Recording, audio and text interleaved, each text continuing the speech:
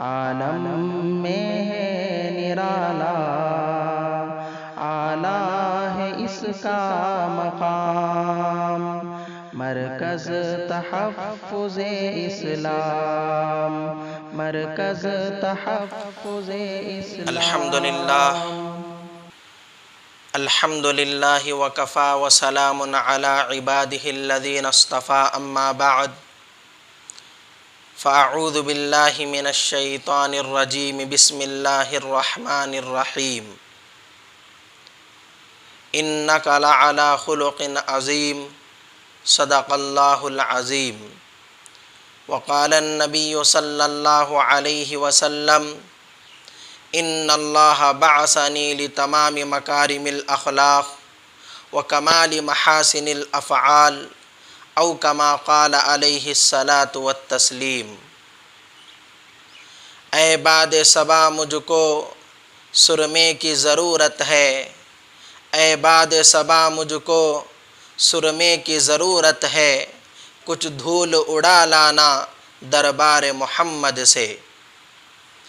بزرگان محترم و معزز سامعین کرام اور عزیز ساتھیوں، ہمارا پروگرام پیغمبر اسلام محمد صلی اللہ علیہ وسلم نامور غیر مسلم محققین و مفکرین کی نظر میں کی دوسری قسط اور دوسری ویڈیو میں آپ کا استقبال ہے۔ اس سے پہلے کی ایک قسط میں آپ حضرات کے سامنے چند غیر مسلم حضرات کے اقوال پیش کیے گئے تھے۔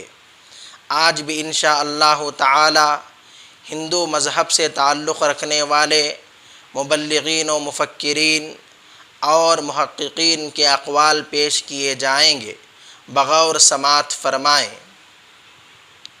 نمبر 1، مہاراجہ نرسنگ گڈ یہ فرماتے ہیں، حضرت محمد صلی اللہ علیہ وسلم کی زندگی سراپا عمل اور ایثار کا مرقع ہے۔ حضور صلی اللہ علیہ وسلم نے زمانہ جاہلیت میں دنیا کی اصلاح فرمائی اور اسے اپنی انتھک کوششوں سے جگمگا دیا۔ یہی وجہ ہے کہ پیغمبر اسلام کا نام ساری دنیا میں روشن ہے۔ رسالہ ایمان، پٹی ضلع لاہور میں 1936 عیسوی۔ نمبر 2، پروفیسر رگھوپتی سہائے فراق۔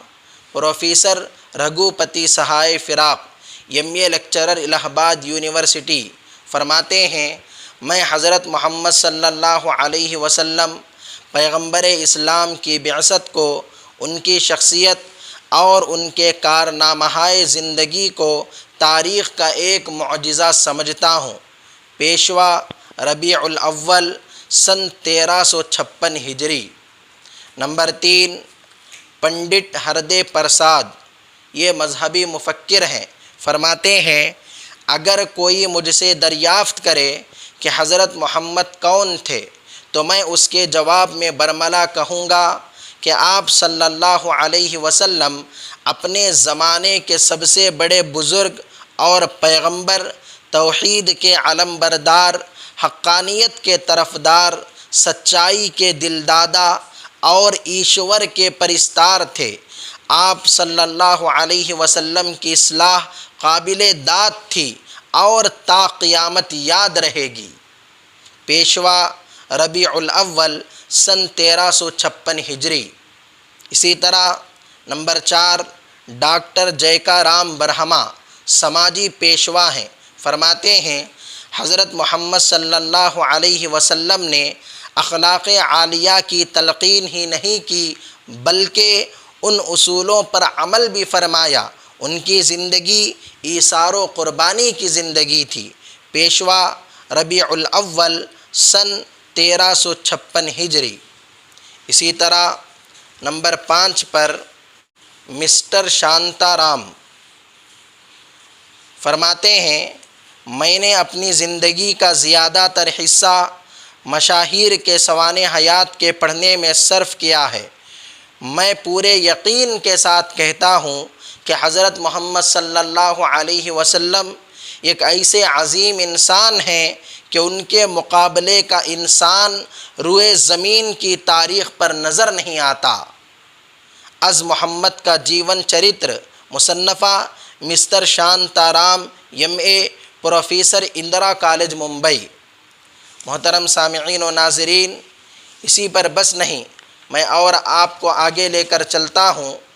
سوامی آریس ٹھاکر، مدیر انصاف امرتسر، فرماتے ہیں، میں منصف مزاج غیر مسلموں سے ضرور عرض کروں گا کہ وہ تعصب کو بالائے طاق رکھ کر ایک دفعہ عرب کی اس وقت کی تاریخ کا مطالعہ کریں جب وہ دنیا بھر کی برائیوں میں مبتلا تھے۔ نہ ان کا دھرم تھا، نہ ایمان، نہ اخلاق تھا، نہ کیریکٹر۔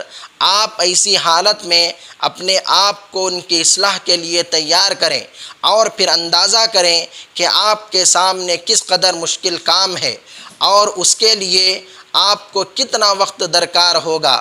یہ سب کچھ اچھی طرح ذہن نشین کر لینے کے بعد آپ حضرت محمد صاحب کے کام پر نظر ڈالیں کہ انہوں نے کس طرح اور کتنے تھوڑے عرصے میں اس قوم کی کایا پلٹ دی۔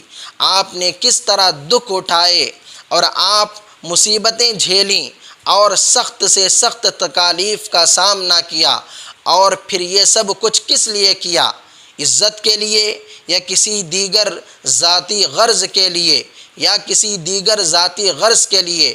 آپ اس کا جواب بھی تاریخ میں تلاش کریں اور خاص طور پر اس زمانے پر نظر ڈالیں جب کہ تمام عرب میں اسلام کا جھنڈا لہرا رہا تھا اور آپ مکمل طور پر رسول اللہ صلی اللہ علیہ وسلم تسلیم کر لیے گئے تھے۔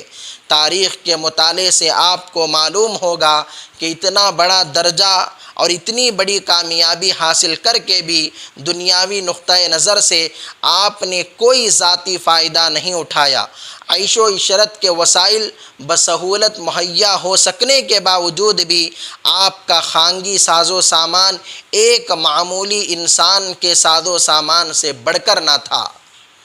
جب حضرت صلی اللہ علیہ وسلم فوت ہوئے ہیں تو آپ کی بیوی حضرت عائشہ صدیقہ رضی اللہ تعالی عنہا کی شہادت ہے کہ چند سا یعنی سیر کے بدلے حضرت صلی اللہ علیہ وسلم کی زرہ رہن تھی، اور حضرت عائشہ کی شہادت ہے کہ مہینے گزر جاتے اور ہمارے گھر میں آگ نہ جلتی، اور جب تک آپ صلی اللہ علیہ وسلم زندہ رہے گندم کی روٹی بہت کم نصیب ہوئی۔ جب میں ایسی باتیں پڑھتا ہوں تو میری آنکھوں سے بے اختیار آنسو نکل پڑتے ہیں اور دل تھر تھرا اٹھتا ہے۔ خلق خدا کی بہتری کے لیے اس سے زیادہ قربانیاں اور کیا ہو سکتی ہیں؟ اللہ اکبر۔ نمبر 7، جناب پال ٹلہ پال، BA LT وکیل، یہ ایک اعتراض کا جواب دے رہے ہیں۔ آج کل یتی نرسنگھا سرسوتی، یتی نرسنگھانند سرسوتی اور پشپیندر اور ان جیسے لوگ کہتے ہیں کہ اسلام تلوار کے زور سے پھیلا ہے۔ محمد صلی اللہ علیہ وسلم نے تلوار کے زور سے دعوت و تبلیغ کی ہے، تو میں اس کا جواب اپنی طرف سے یا اپنی کتابوں سے دینے کے بجائے جناب پال ٹلہ پال کی تحریر پڑھتا ہوں۔ فرماتے ہیں، کئی لوگوں نے کہا ہے کہ اسلام تلوار کے زور سے پھیلایا گیا ہے، یہ بالکل ناواقفیت کی بات ہے۔ صاحبوں، ایک شخص جس کا تمام عرب تو کیا عرب کی ریت تک سخت دشمن تھی، تلوار سے کس طرح اسلام پھیلا سکتا تھا؟ اصل واقعات یہ ہیں کہ آپ نے چند سال کی مسلسل کوشش سے تقریباً 20 آدمیوں کو مسلمان کر لیا، مگر عرب کے جاہل لوگ آپ کو اور آپ کے پیرووں کو سخت تکلیف دینے لگے، تو آپ نے اپنے تمام لوگوں کو حبش بھیج دیا اور خود ہی رہے۔ عرب کے کئی جاہلوں نے حبش کے بادشاہ نجاشی کے ہاں ایک وفد بھیجا۔ ان کا مطلب یہ تھا کہ نووارد مسلمانوں کو حبش سے نکال دے، مگر بادشاہ نے نہ مانا۔ اس پر کفار نے مکہ کے مسلمانوں پر زیادہ ظلم شروع کر دیا، جس سے تمام مسلمان تنگ آ کر 225 میل شمال کو مدینے میں چلے گئے۔ تھوڑے عرصے بعد خود حضرت صلی اللہ علیہ وسلم بھی وہیں چلے گئے۔ اس واقعے کو ہجرت کہتے ہیں، اور سن ہجری بھی اس واقعے سے شروع ہوا ہے۔ لیکن مکہ والوں نے یہاں بھی مسلمانوں کو چین سے بیٹھنے نہ دیا۔ وہ سال ہا سال تک ہزارہا آدمیوں کے ساتھ مسلمانوں پر حملہ کرتے رہے اور خون بہاتے رہے۔ آخر سچائی کو فتح ہوئی اور مسلمانوں نے مکہ فتح کر لیا۔ جب مکہ فتح ہوا تو ہزاروں قیدی پکڑ میں آئے، جن میں ایسے سخت دشمن بھی تھے جنہوں نے آپ کے چچا حمزہ کا خون بہایا تھا، آپ کی پیاری بیٹی کو قتل کیا تھا۔ اگر آپ چاہتے تو ان کو قتل کر دیتے، خون کے بدلے میں مکہ کی زمین لال کر دیتے، مگر آپ نے سب کو معاف کر دیا۔ ایسی مثال دنیا کی تاریخ میں نہیں مل سکتی۔ اور آگے فرماتے ہیں، صاحبوں، میں دوسرے مذاہب کے متعلق زیادہ اظہار خیالات نہیں کرنا چاہتا، لیکن اگر سچ پوچھو تو قرآن اور محمد صاحب کے حالات جس قدر مکمل اور صحیح لکھے گئے ہیں اور کسی مذہب کے نہیں لکھے گئے۔ اسی طرح نمبر 8، سوامی بھوانی دیال سنیاسی، یہ بھی اسلام تلوار سے پھیلا ہے کہ اعتراض کا اپنی تقریر میں جواب دے رہے ہیں۔ فرماتے ہیں، یہ کہنا کہ اسلام تلوار کے زور سے پھیلا، اسلام کی تعلیمات کے بالکل خلاف کہنا ہے۔ اسلام کی تعلیمات کے بالکل خلاف کہنا ہے۔ اسلام کی اشاعت کا اصلی سبب تو اس کی پر اوصاف تعلیم اور اس کے بانی کی پاک و صاف اور قابل تقلید زندگی ہے۔ اسلام عام طور پر تلوار اٹھانے کے یکدم خلاف ہے۔ صرف 3 ایسے مواقع ہیں جب تلوار استعمال کرنے کی اسلام اجازت دیتا ہے۔ اول، اپنی جان کی حفاظت کے لیے۔ دوسرے، مسجدوں اور عبادت خانوں کے تحفظ کی خاطر۔ تیسرے، اس وقت جب مسلمانوں پر ایک خدا کا نام لینے کی وجہ سے ظلم توڑا اور ان کو بے خانما کیا جا رہا ہو۔ اس سے ثابت ہوتا ہے کہ اسلام کی تعلیم تلوار اٹھانے کو نہایت ہی اہم واقعات کے لیے محفوظ رکھتی ہے اور تلوار کے استعمال میں بہت محتاط ہے۔ بھائیوں، محمد صاحب کی ہمت و جرأت اور عزم و استقلال نے دنیا میں مسلمانوں جیسی بہادر اور خدا پرست قوم کو پیدا کیا ہے، جس کی سلطنت زیادہ دن نہیں گزرے ہیں کہ ہفت اقلیم پر چھائی ہوئی تھی۔ سارے عالم میں اس کے نام کا ڈنکا بج رہا تھا اور کوئی دوسری قوم اس کا مقابلہ نہیں کر سکتی تھی۔ یہی مسلمان آج اس قدر تباہ و خراب اور خستہ حال و پریشان کیوں نظر آ رہے ہیں؟ ان کی گردنوں میں غیروں کی غلامی کا طوق کیوں پڑا ہوا ہے؟ اس کا سبب اس کے سوا اور کچھ نہیں کہ محمد صاحب کی تعلیم سے مسلمان کوسوں دور ہٹ گئے ہیں۔ محمد صاحب کے نام لیوا چاہیں تو اپنی کھوئی ہوئی عظمت و عزت کو دوبارہ واپس لا سکتے ہیں، اگر وہ حقیقی طور پر محمد صاحب کے زبردست عزم و استقلال، جرأت و ہمت اور اخلاقی رواداری کو پھر اپنا بنا لیں۔ دوستو، میں دوسرے مذہب کے لوگوں سے بھی اپیل کرتا ہوں کہ وہ محمد صاحب کو اپنا نمونہ بنائیں اور ان کی عمدہ تعلیمات پر عمل کر کے فائدہ حاصل کریں۔ اور بعض غیر مسلم معترضین کی طرف سے یہ بھی اعتراض کیا جاتا ہے کہ اللہ کے نبی صلی اللہ علیہ وسلم نے اپنی نفسانی خواہش کو پورا کرنے کے لیے کثرت سے شادیاں کی، نعوذ باللہ من ذالک۔ تو اس اعتراض کا جواب میں اپنی طرف سے اور اپنی مذہبی کتابوں کی طرف سے دینے کے بجائے mister B S Kushalappa, BADE London, ان کی تحریر سے میں آپ کو جواب دینا چاہتا ہوں۔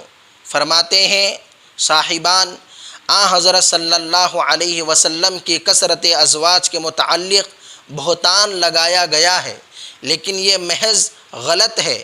بے شک آپ نے کئی بیویاں کی تھیں، مگر اس زمانے کے برے رواج کو مٹانے کے لیے اور ہر طبقے کی عورتوں کو نکاح میں لا کر ان کا سہارا بن جانے کے لیے اور لوگوں کو ترغیب دینے کے لیے کہ وہ بھی بیوہ، باکرہ اور غلام اور لاوارث عورتوں کو اپنے نکاح میں لائیں اور آپ کے نمونے کی پیروی کریں۔ آپ نے نفسانی خواہش کے لیے نکاح نہیں کیے تھے۔ آپ میں نفسانی خواہش کی کوئی دلیل یا علامت نہیں پائی جاتی۔ اسی طرح آگے فرماتے ہیں، میں نے اپنی طالب علمی کے زمانے میں حضرت محمد کے متعلق پڑھا تھا کہ انہوں نے ایک ہاتھ میں تلوار لے کر اپنے مذہب کی تبلیغ کی ہے، لیکن اب میں دیکھتا ہوں تو یہ الزام بھی بالکل خلاف واقعہ معلوم ہوتا ہے کہ آپ نے لوگوں کو خوف، ظلم یا زبردستی سے قبول دین پر آمادہ نہیں کیا۔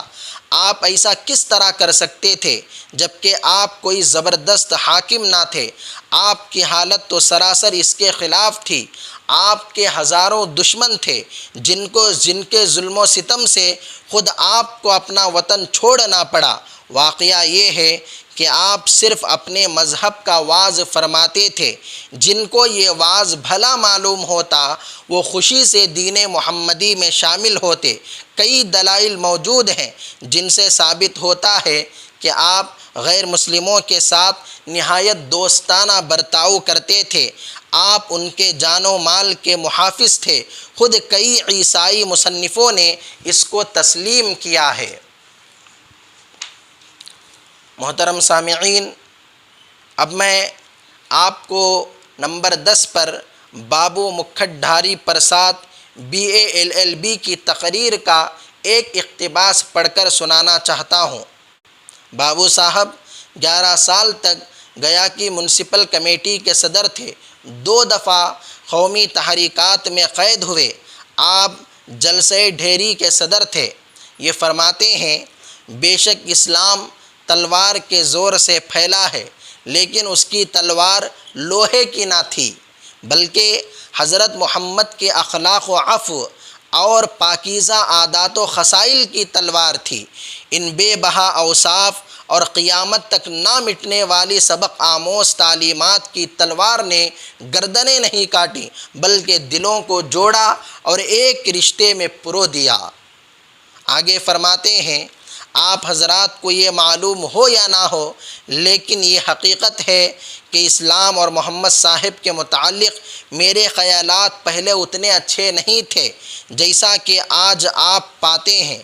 میرا دل ان کی طرف سے تعصب سے لبریز تھا اور مجھے محمد صاحب اور ان کے اسلام میں کوئی خوبی نظر نہیں آتی تھی، لیکن جب ترک موالات کی قید میں مطالعہ سیرت کیا تو میری آنکھیں کھل گئیں اور مجھے محمد صاحب کی بے انتہا خوبیوں کا قائل ہو جانا پڑا، اور اسی وجہ سے آج میں نے یہ معزز عہدہ قبول کر لیا۔ دیکھا آپ نے کہ انہوں نے قید کے اندر رہ کر اللہ کے نبی صلی اللہ علیہ وسلم کی حیات طیبہ اور پاکیزہ زندگی کا مطالعہ کیا تو ان کے ذہن کے اندر جو اشکالات تھے، اعتراضات تھے اور غلط فہمیاں تھیں، وہ سب کی سب دور ہو گئیں۔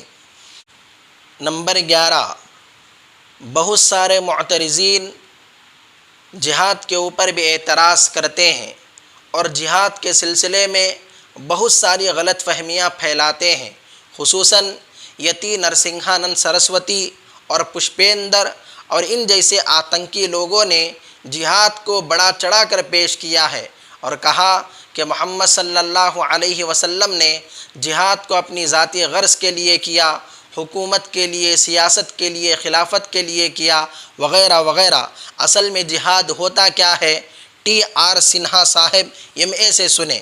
فرماتے ہیں، اسلام اپنے آپ کو بچانے کے لیے لڑائی کرنے کی اجازت دیتا ہے۔ اگر یہ حکم نہ دیا جاتا تو دشمن غالب آ جاتے اور جاہلیت کا غلبہ برقرار رہتا، توریت میں لکھا ہے کہ اگر کوئی تمہارا دان توڑتا ہے تو تم بھی اس کا دان توڑ دو، اور اگر کوئی تمہاری آنکھ پھوڑتا ہے تو تم بھی اس کی آنکھ پھوڑ دو۔ انجیل میں لکھا ہے کہ اگر کوئی تمہارے دائیں رخسار پر ایک تھپڑ مارتا ہے تو بائیں رخسار پر بھی ایک تھپڑ مروا لو۔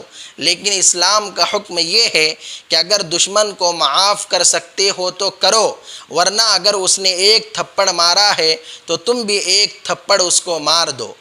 بد نہ بولے زیر گردوں گر کوئی میری سنے، ہے یہ گنبد کی صدا جیسی کہے ویسی سنے۔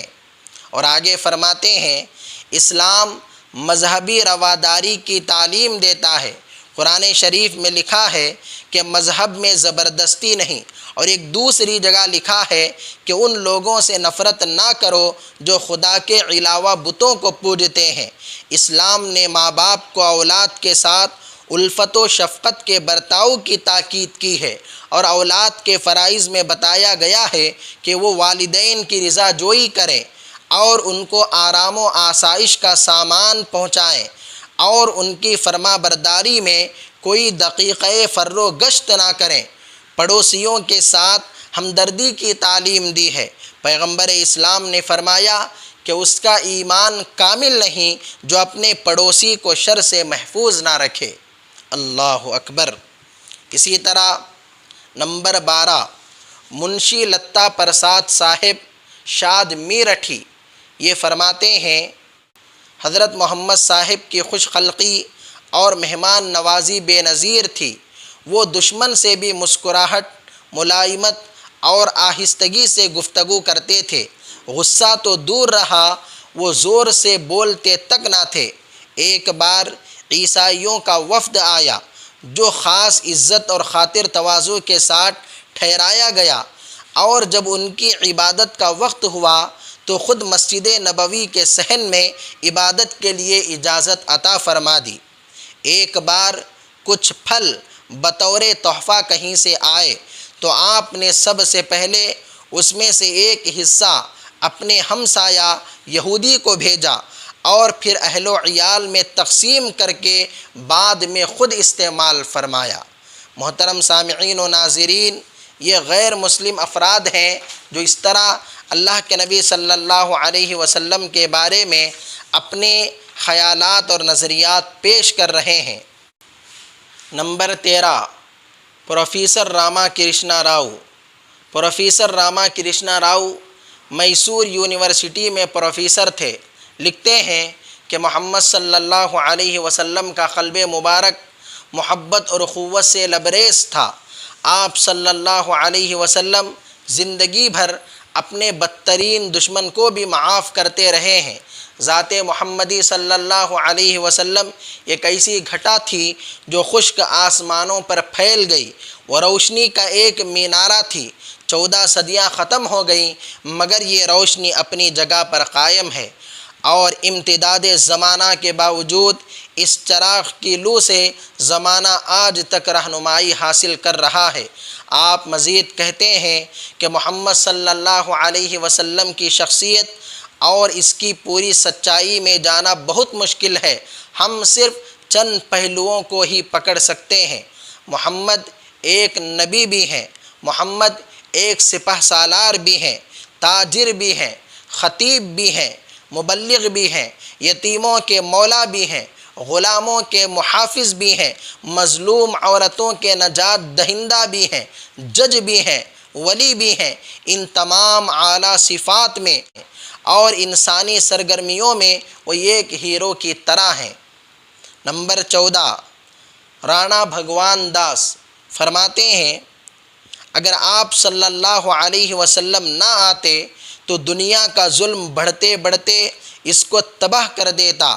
اگر آپ نہ ہوتے تو یورپ کے تاریک زمانے دو چند بلکہ سے چند تاریک تر ہو جاتے۔